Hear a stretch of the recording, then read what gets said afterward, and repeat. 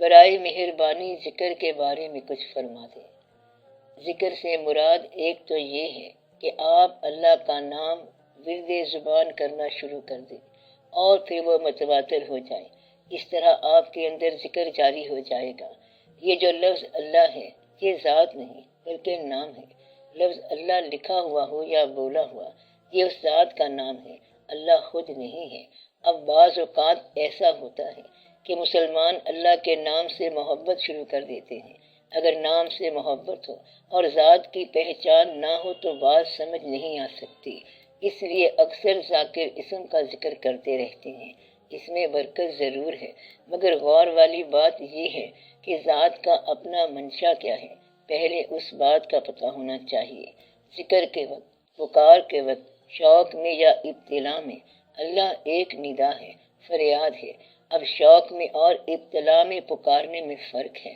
ذکر کرنے والے کو اس فرق کا پتہ ہونا چاہیے، کیونکہ اگر ایک بچے کے ہاتھ میں تلوار یا پستول ہو تو یا تو کسی کو مار دے گا یا خودکشی کر لے گا۔ ذکر اتنی بڑی طاقت ہے کہ ذکر کرنے والے کا خیال خود ہی تقدیر ساز بن جاتا ہے، کیونکہ ذکر سے انسان اس مقام پر پہنچ جاتا ہے جہاں ذاکر کے ارادے اور مذکور کے ارادے میں فرق نہیں رہتا۔ اگر انسان اپنی تکلیف، خواہش یا ضرورت کے مداوے کے لیے ذکر استعمال کر لے تو یہ بڑے ہی غور والی بات ہے۔ اس لیے اکثر ذاکرین سے ذکر کی دولت علیحدہ رہتی ہے۔ ذکر شروع کر لیتے ہیں اور پھر جب ذکر بند ہو جاتا ہے تو انہیں سمجھ نہیں آتی کہ ایسا کیوں ہو گیا۔ پہلے ذکر کے آداب سیکھ لینے چاہیے۔ اگر آپ کے اندر اپنی ضروریات، اپنی پسند، اپنی ناپسند، اپنا غصہ، اپنی آرزو، عزت اور بے عزتی کا خیال موجود ہے تو ذکر جاری نہیں ہوگا۔ اگر آپ اپنے آپ کو اسم اللہ کے حوالے کر رہے ہیں تو پھر اللہ کا منشا پہچاننا ضروری ہے۔ آپ کی خواہشات اور مقدر کے فیصلے میں بڑا فرق رہتا ہے۔ زندگی میں دعاؤں، تقاضوں اور نجات کی آرزو رہتی ہے، اور پھر ایک مقام ایسا آتا ہے کہ انسان کہتا ہے چل تیری مرضی تو جہاں چاہے پھینک، یعنی کہ اپنے آپ کو ولنگلی اللہ کے ہینڈ اوور کر دینے کو ذکر کہتے ہیں۔ ذکر کا منشا یہ ہے کہ آپ اس کے اندر محویت اختیار کر لیں، پھر یہ آپ کے اندر اصلاح نفس پیدا کرے گا، آپ کو محویت عطا ہوگی اور پھر آپ ذکر کرتے جائیں گے۔ لا الہ الا اللہ بھی ذکر ہے، الا اللہ بھی ذکر ہے، اللہ بھی ذکر ہے۔ جب آپ ذکر کرتے ہیں تو ایسا مقام بھی آ جاتا ہے جہاں ذکر کرنے والا یعنی ذاکر اور جس کا ذکر ہو رہا ہو یعنی مذکور دونوں ایک مقام پر اکٹھے ہو جاتے ہیں، یعنی ذکر، ذاکر اور مذکور ایک نقطے پر اکٹھے ہو جاتے ہیں۔ یہ نقطہ کن فیکن کا مقام ہے۔ حالانکہ یہ مقام اللہ کا مقام ہے، مگر اللہ نے خود فرمایا ہے کہ اے رسول صلی اللہ علیہ وآلہ وسلم، جو کنکریاں آپ نے ماری وہ آپ نے نہیں بلکہ اللہ نے ماری تھیں، اور یہ کہ نبی صلی اللہ علیہ وسلم اپنی مرضی سے نہیں بولتے بلکہ اللہ کہلواتا ہے، وہی آتی ہے۔ جب کسی صاحب ذکر پر کوئی مقام آتا ہے تو یہ اس کی اپنی مرضی نہیں ہوتی بلکہ اللہ کی مرضی ہوتی ہے۔ اب آپ امام علی مقام علیہ السلام کو دیکھیں کہ وہ انتہائی سلطان اب آپ امام علی مقام علیہ السلام کو دیکھیں کہ وہ انتہائی سلطان الذاکرین ہیں۔ جب آپ نے کربلا میں اپنی اولاد پر، قبیلے پر اور اپنے آپ پر ابتلا کا وقت دیکھا تو ایز اے مین یہ دعا کا وقت تھا، مگر ایز اے ذاکر اور مقام تھا، یعنی کہ پاسبان ذکر ہونے کی حیثیت سے آپ نے وہی کام کرنا تھا جو منشائے ایزدی ہے۔ حالانکہ امام پاک علیہ السلام کے لیے ضروری تھا کہ آپ دعا فرماتے کہ اس ابتلا سے اللہ بچائے، مگر انہوں نے یہ دعا نہیں مانگی بلکہ یہ دعا مانگی کہ اے اللہ اس آزمائش میں پورا اتار۔ اس وقت آپ نے آزمائش کو دور کرنے کی دعا نہیں مانگی۔ گویا صاحب ذکر خود ہی صاحب تقدیر ہوتے ہیں۔ وہ تقدیر کے مقابلے میں کوئی تدبیر کرنا مناسب نہیں سمجھتے بلکہ ایسا سوچنے کے قابل ہی نہیں رہتے۔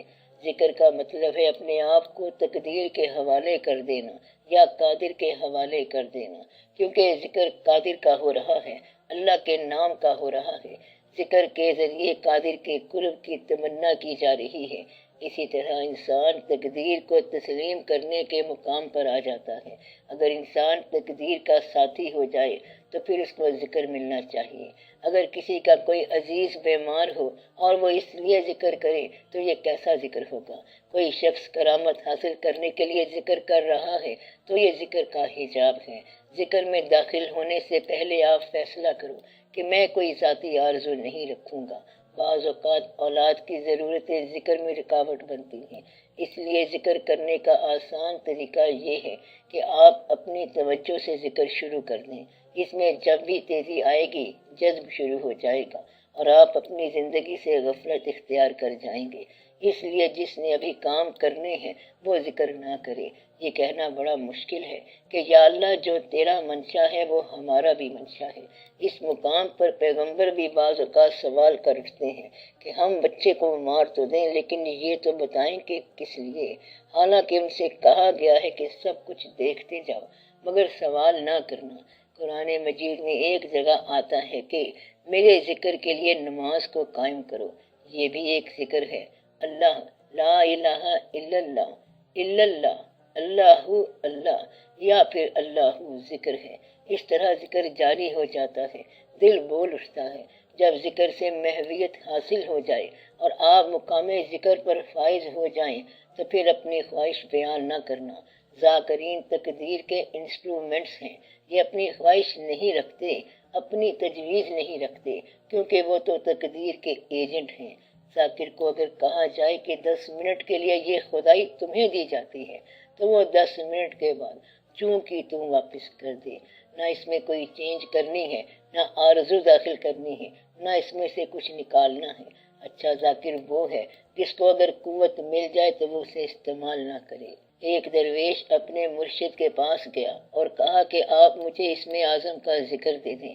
مرشد نے فرمایا کہ آج سیر کرو، مشاہدہ کر لو، کل اسم اعظم کا ذکر بتا دیں گے۔ درویش چلتے پھرتے جنگل میں پہنچا، کیا دیکھتا ہے کہ ایک بوڑھا لکڑہارا لکڑیاں لا رہا ہے اور اسے شہر کا کوتوال ملا۔ کوتوال نے کہا لکڑی مجھے دے دے۔ لکڑہارے نے کہا مجھے روپیہ دے دے، میں نے محنت کی ہے۔ اس نے کہا میں کوتوال ہوں۔ بوڑھے نے کہا میں غریب ہوں۔ کوتوال نے لکڑہارے سے لکڑی بھی لے لی اور اسے مارا بھی اور پیسے بھی نہ دیے۔ وہ درویش سیدھا اپنے مرشد کے پاس چلا گیا اور واقعہ بیان کیا۔ انہوں نے پوچھا اگر تیرے پاس اسم اعظم ہوتا تو تو کیا کرتا؟ اس نے کہا اور تو کچھ نہیں، میں اس بوڑھے پر ظلم نہ ہونے دیتا۔ انہوں نے کہا تم ٹھیک کہتے ہو، میں بھی یہی کہتا ہوں، لیکن تمہیں ایک بات بتاؤں کہ وہ بوڑھا میرا مرشد ہے اور اسی نے اسم اعظم کا ذکر مجھے دیا ہے۔ بات اتنی ساری ہے کہ جن لوگوں کے پاس ظرف ہو وہ اس سمندر کا پانی پئیں، ورنہ ذکر سے نقصان بھی ہو سکتا ہے۔ اب نماز جو ہے اس کو قائم کرنے کا حکم ہے۔ 2 قسم کے آدمی ہوتے ہیں، ایک وہ جو کاروبار سے اٹھ کر نماز کی طرف جائے اور جس کی نماز قائم ہو گئی، وہ نماز سے اٹھ کر کاروبار میں جاتا ہے اس لیے کہ وہ ہے ہی نماز میں، بس کچھ دیر کے لیے کاروبار کے لیے جاتا ہے۔ تو نماز قائم کرنا بھی ایک طرح کا ذکر ہے۔ اللہ کا فرمان ہے کہ میری کائنات کو غور سے دیکھو، نگاہ کو اوپر اٹھاؤ اور زمین سے آسمان تک دیکھو، پھر تمہاری بینائی واپس لوٹ آئے گی، کیونکہ اتنی بلندی تم کیسے دیکھ سکتے ہو؟ پھر اللہ نے فرمایا کہ تم حیران ہو جاؤ گے۔ اب بتاؤ تجھے میری کائنات میں کوئی نقص نظر آیا؟ جب آپ کائنات کی پرفیکشن دریافت کرنے کے لیے متوجہ ہو جاؤ تو یہ مقام ذکر ہے۔ اس سے آگے بھی ایک مقام فرمایا ہے کہ تم فکر کیوں نہیں کرتے؟ فکر کے معنی غور و فہم کرو کہ تم کہاں سے آئے ہو، کون ہے جس نے تمہیں اس گمنام اور نہ سمجھ آنے والے سفر پر بھیجا ہے؟ آپ اپنی مرضی سے تو نہیں آئے، اپنی مرضی سے تو آپ نے اپنے پیرنٹس نہیں چنے، اپنی مرضی سے اپنی تاریخ پیدائش نہیں چنی، اپنی مرضی سے نام نہیں رکھا، اپنی مرضی سے اپنا انداز اختیار نہیں کیا، آپ نے اپنی مرضی سے وجود کی تشکیل نہیں کی۔ اس سفر پر روانہ کرنے والا کون ہے؟ جو روانہ کرنے والا ہے وہی اس سفر کو ایبروپٹلی ختم کر سکتا ہے۔ وہ خدا ہے جس نے مجھے اس اجنبی دنیا میں ایک عجیب سفر پر روانہ فرمایا ہے، اور وہی اس سفر کو کسی بھی لمحے بغیر وجہ بتائے ختم کر سکتا ہے، روک سکتا ہے۔ اللہ سے یہ مانگو، اے میرے اللہ، میں غور کرنا چاہتا ہوں کہ میرا مقصد کیا ہے، اس میں میری مدد فرما، مجھے آگاہ کیا جائے کہ میری تخلیق کا مدعا کیا ہے۔ آمین یا رب العالمین۔ اور پھر آپ کو تخلیق کا مدعا نظر آنے لگے گا۔ عبادت کے حوالے سے اور کنٹمپریری لائف کے حوالے سے ڈیولپمنٹ آف دا یونیورس اللہ کا کام ہے۔ اب آپ اس میں کیا پارٹ پلے کرتے ہو، پازیٹیو یا نیگیٹو، یہ بڑے غور کا مقام ہے کہ کیا آپ خالق کی منشا کے مطابق چلتے ہو، اس میں معاون ہو یا رکاوٹ ہو۔ اللہ کریم کا ذاکر جو ہے وہ دعا کرتا ہے کہ اگر ہم اس طرف ہیں تو ہمیں گناہ والی دنیا سے نکال کر نیک دنیا میں داخل کر، کیونکہ اس طرح ہم پروسیس آف لائف میں رکاوٹ بن رہے ہیں، اس پر ہم عذاب بنے ہوئے ہیں اور اس کے اندر ہم ظلم کر رہے ہیں۔ ہمیں پروسیس آف لائف کا معاون بنا، ہمیں رکاوٹ بننے سے روک اور یہاں سے نکال کر معاونت کے ڈپارٹمنٹ میں بھیج دے، جہاں ہم سنر کی بجائے سینٹ ہو جائیں۔ اللہ نے خود فرمایا ہے کہ میں ظلمات سے نکال کر نور میں داخل کرتا ہوں، تو نور کے معنی ہے تعاون، اللہ کے سائے میں چلنا۔ جو شخص اپنے آپ کو اپنی زندگی کا مالک سمجھتا ہے تو وہ ظلمات میں ہے۔ یہ تو مالک ہے جو پروگرام کو حتمی شکل دے رہا ہے۔ جب انسان کی ابتدا مجبور ہے اور یوم وصال بھی مجبور ہے تو درمیان میں یہ سب کیا ہے؟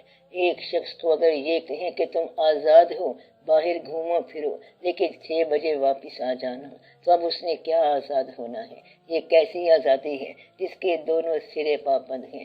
پیدائش اور موت کے درمیان جو محدود عرصہ ہے، اس میں ہم نے کیا آزادی حاصل کرنی ہے؟ اس بات کو پہچاننا ذاکرین کا کام ہے۔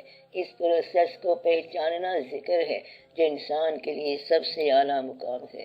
اگر اتفاق سے تمہارے والدین میں سے کوئی ایک بھی زندہ ہو تو سمجھو کہ ذکر مکمل ہو گیا۔ خدمت کر کے خوش کر دو اور اس طرح اللہ کی خوشنودی حاصل کرو۔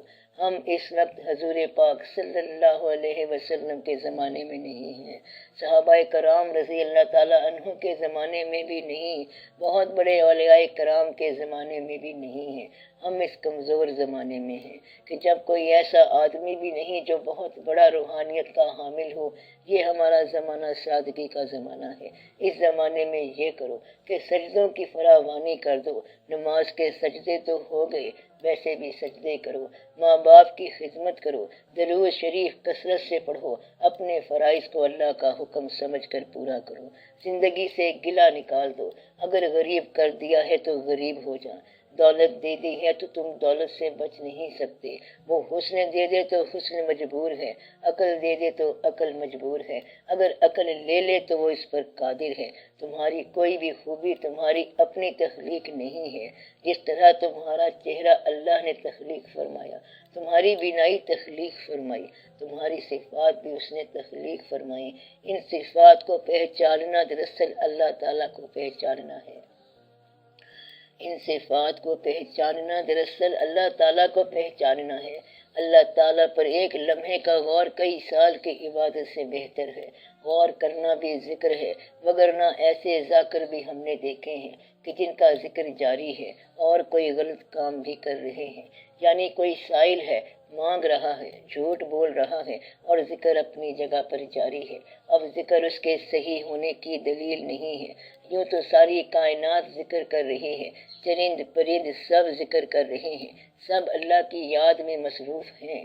اور یسبح للہ ما فی السماوات والارض، اس لیے آپ کا ذکر اس وقت تک قبول نہیں ہوتا جب تک آنکھوں سے آنسو بہہ کر رخساروں تک نہ آئیں، پھر دعاؤں کا طویل سلسلہ نہیں ہونا چاہیے۔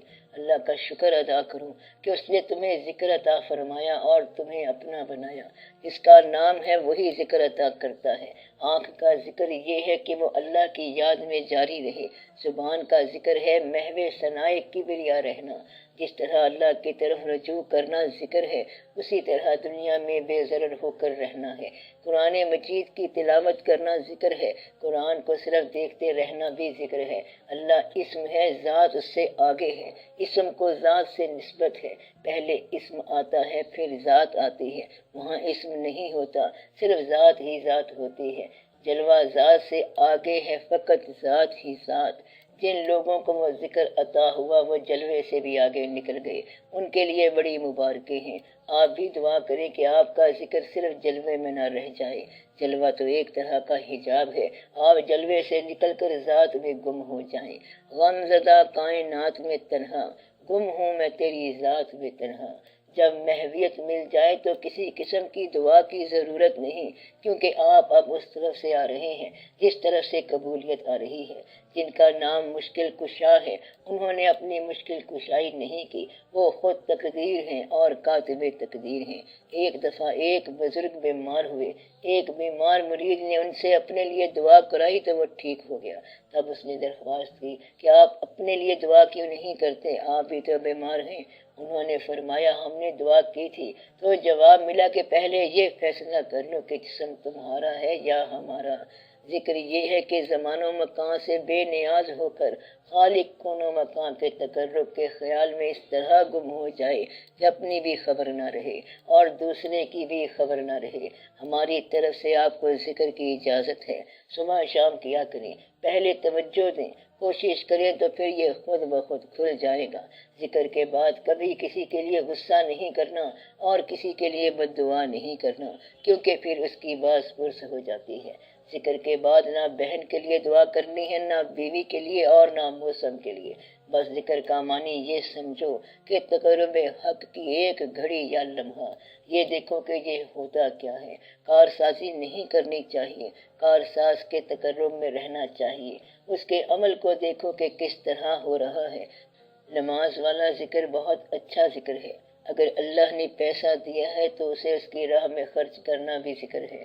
صبح شام ذکر کرنے سے ذاکرین کے دل نرم ہو جاتے ہیں، ان کے دل سے ہر وقت فریاد نکلتی ہے۔ جس طرح مثنوی مولانا روم رحمۃ اللہ میں ہے کہ جدائی کا نغمہ بانسری کس طرح سنا رہی ہے، پھر انسان محسوس کرتا ہے کہ میں کسی اور دیش کا ہوں اور پردیس میں پھر رہا ہوں۔